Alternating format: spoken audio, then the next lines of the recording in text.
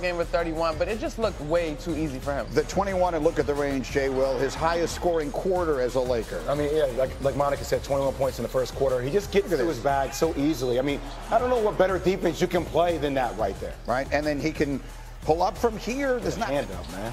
Take Steph out of the conversation. I'm not sure how many people have more range than Luka Doncic does. Anyway, he just had it going early, and then it would get, look at him counting. He's having fun, and it continues here. Lakers up 23 points as he continues again. He had 31 last. Look at that. One-legged. That's crazy. Ridiculous. He had 31 last night, and you know who else is playing really well for the Lakers, Monica, is Austin Reeves. Yeah, he's rolling as of late. And this young man, you got to give him credit because he's had to reinvent himself a couple of different times this season as the roster has changed, but he's playing with tremendous confidence. His 5th consecutive 20-point game. You know, Jay Will, it was Chene who was in here the other day. She said, what do you call a player who's not a role player and who's not an all-star? Somewhere in between, you call him Austin Reeves, because that's what this guy is, right? I mean, look, if he were on other teams, he would be putting up bigger numbers. I mean, the guy came into this averaging 30 points in his last 4 or 5 games. He had 22 last night, but the story is Luka. He may have gotten off to a bit of a slow start when he got to L.A. Remember, he had the calf and everything. Well, now in the last 10 games, he's become the second player in Laker history, people, to average 30 points, 8 rebounds, and 8 assists in a 10-game span. The only other one to do it is LeBron James. Lakers now a game behind the 2nd seed in the West. There was all this conversation about whether they would be able to tread water while LeBron was hurt, and would they fall back into the play-in, and for whatever it's worth, they keep winning. And I wanted to keep D. Wood in the conversation here for just a moment because he is our resident Laker fan. If I were to ask you to describe, D. Wood, how many children do you have? 7. If I would ask you to describe your emotions for Luka Doncic, how would you describe them? He is my 8th. he is my 8th. He is officially a Woody. Like, there's nothing I wouldn't do for Luka Doncic. He's, man, like, I'm still, like, even to this day, I still can't believe we have Luka Doncic. I like, in all honesty, a 25-year-old superstar, and you just trade him, like, just out of nowhere. You just trade like you. They just called you. They called me. They was like, hey, D. Wood, you want Luka Doncic? Hell yeah, I want Luka Doncic. Like, it's just crazy. Can we just talk about, and I know we watch a lot of NBA games. Right. The dude had 31 and did not play 1 minute in the 4th quarter. Right. Yeah. Right, and think about, you keep saying treading water. I don't think he's thinking about treading water. I think he's in attack mode. And that's why the Lakers are in a position where they get to rest LeBron James. You look at the rest of this March. Let's not go full season. March. They got 2 more home games, Milwaukee, Chicago. They got 4 in a row. Memphis is in there, and then they got Houston back in LA. To me, if Luka Doncic is going to give you this, now granted, the Nuggets sat their 2 the best players.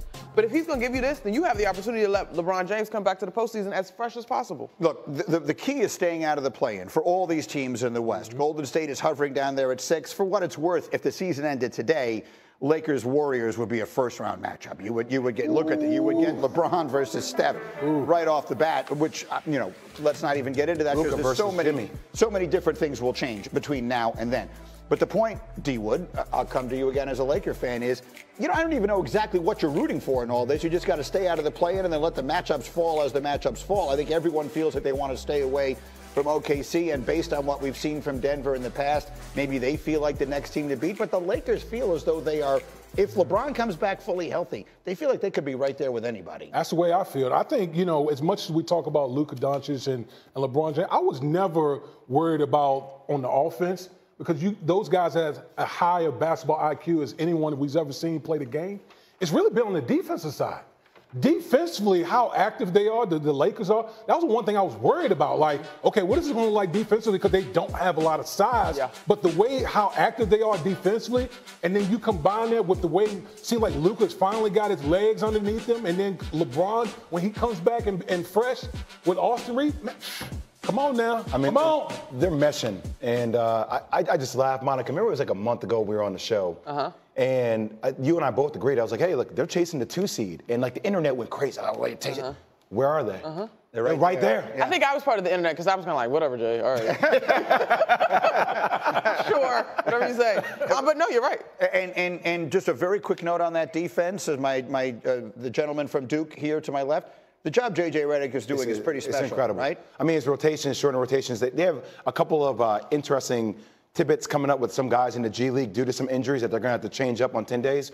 But look, he's done a phenomenal job so far with this season. Quick final word on the coaching job there. J.J. Redick, he's not going to be in the Coach of the Year conversation legitimately. He should be. But what they're doing in Detroit is insane. But that's once again, conversation is different than who you're picking. 3 names, right? Yeah. I think back to J.J. Redick, our colleague, the podcast host, and he talked about how playing hard is like the secret sauce of the NBA. Yeah. He's got his guys playing hard. They're committed. It's working.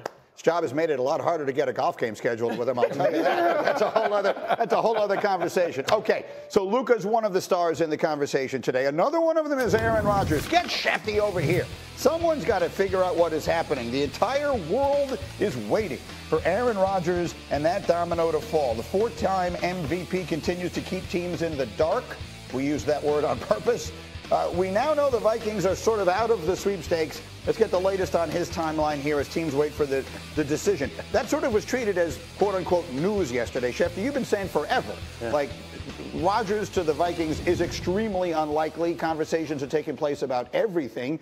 It's still going to depend on whether or not J.J. McCarthy is ready to be fully healthy. But at this moment, it feels like Steelers or Giants, and we're just waiting for Rodgers to make a decision. Well, you're right. Now the other teams know what it's like to be in the dark. That's exactly right. Because everybody's waiting on Aaron Rodgers. And the Steelers would like an answer. The Giants would like an answer. But there's nothing that's pushing Aaron Rodgers right now to give them that answer. It's not like anybody's got a game this week. It's not like anybody's got a game next month. It's not like there's organized team activities till, next month the offseason workout program starts.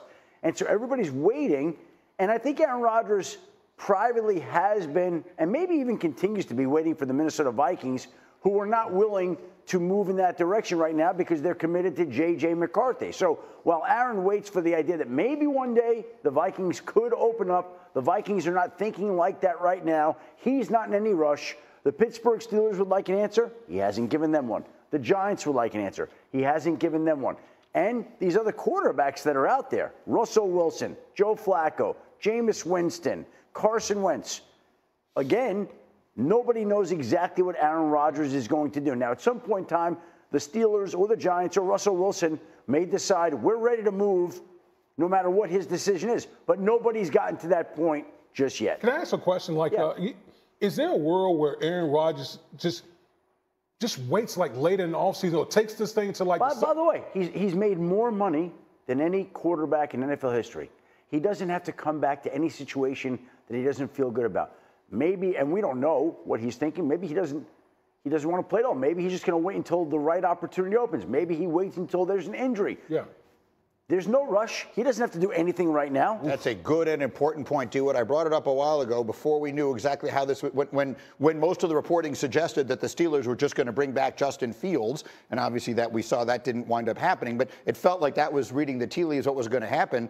At that point, my thinking was the best thing Rodgers can do is wait until the summer, wait until the inevitable quarterback injury happens in a place where they might be able to win, and they call him and he goes. He could still do that. Well, for the Pittsburgh Steelers, that is not the scenario you want. Right. As a football team. And I think the reason why these teams want to answer right now is because you would love to know who your quarterback is going to be right now if you can have the luxury of that for 2025. And for a team like the Pittsburgh Steelers, that's why you hear Cam Hayward. You can hear it in his voice. He understands that Aaron Rodgers can help their football team. That's why he's not going to sit up there and go beg him to come play. Hey, this is an organization that has won 6 Super Bowls.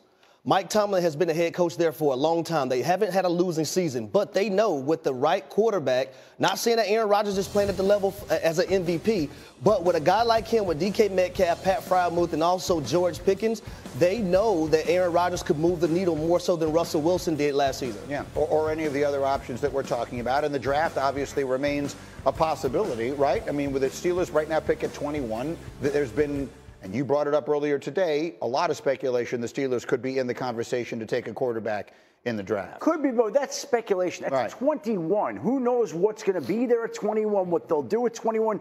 There's not speculation at number 3 with the New York Giants. That is not as speculative because we all expect right now that Cam Ward is tracking to be the number 1 pick. Cleveland is at 2 if it doesn't trade up to 1. And the feeling around the league right now is that Cleveland would have a hard time bypassing a couple of these elite talents in Abdul Carter and Travis Hunter.